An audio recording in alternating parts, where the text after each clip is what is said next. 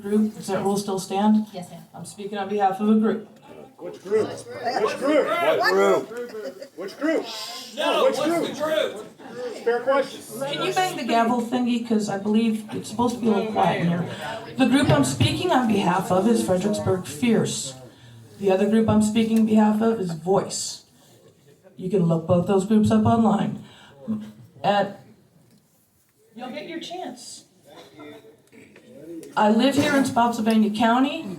As Mr. Ross knows, I did run against him as a write-in candidate, so that's enough proof, I hope, that I live here. Now, someone asked me about the sweatshirt I'm wearing, and they said you're incredibly brave or incredibly stupid. I know how some of you think. It's a little bit of both. I'm a gun owner and a Democrat, which I know some of you think is a unicorn, but they do exist.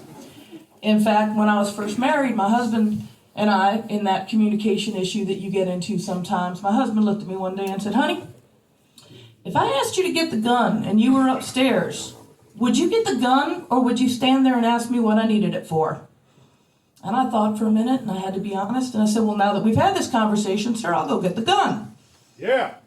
Because normally I'd be up there going, which gun do you want? Do you need the bullets too? I can't find the key to the handgun, honey. Do you want the shotgun? Okay, you get the idea. Yeah, we have those conversations. I'm sure you've had one or two. And where I'm up here and I'm cute and I'm flippant, also know that along with that right to bear arms, we also have the right to dissenting opinions. Now, I love the Constitution. I have fought for it and I've used my free speech a lot more than you think by protesting, by fighting injustices, by standing up for what I believe in, just as many of you are doing now. And believe me, it's a lot easier to do it when you're in a room with people who agree with you than when you're one person in a room with 30 people who hate the shirt you're wearing. I'd just like to say, the founders did write the Second Amendment. Before that, they wrote life, liberty, and the pursuit of happiness. And my right to life is just as important as your right to own guns.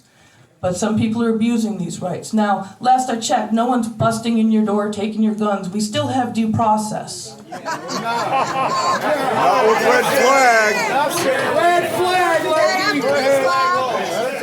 I really want to do a Maxine Waters and go, I'm reclaiming my time, but okay, I won't do that.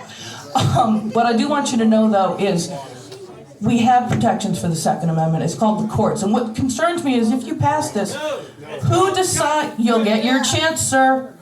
Who decides what is and isn't Second Amendment constitutional? Because I'm not sure, but I don't think any of y'all are constitutional scholars. I know I'm not, and I'm willing to bet a lot of folks here, although they've read the Constitution, don't know the finer points of the law. I can read. Because we all have a different opinion on what the... Let her talk so she can be done, please. Yeah. Get it over with. Before it gets talking. I'm reclaiming a little bit of time here. I'm getting interrupted, and it's a little frustrating. It's also a little scary knowing that there are people in this room who have the right to open carry and concealed carry, and I have to ask for protection to walk to my car because I have a different opinion than you. It's terrifying. I can feel the love. I really can. Okay, move on. Now, I do want to let you know, I read this morning, and it's from the Houston police chief who criticized them, and it was about the Violence Against Women Act. But I'd like you to know, the police chief there said, I don't want to hear about how much they support law enforcement. I don't want to hear about how much they care about lives and sanctity of lives.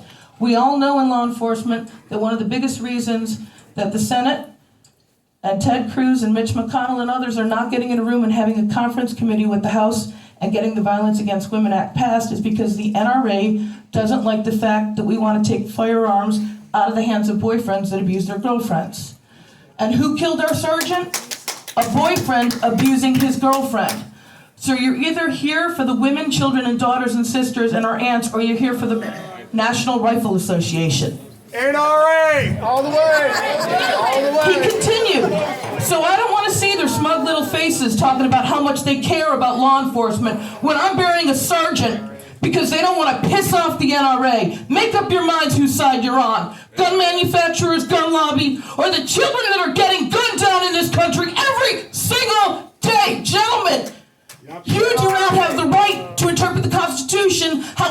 works for you. We have the Second Amendment. We have the courts to protect these laws. And we all know this is an exercise in futility because I guarantee I can tell how every one of you are going to vote. I'm just curious if it's going to pass unanimously or not. Yes. Yes.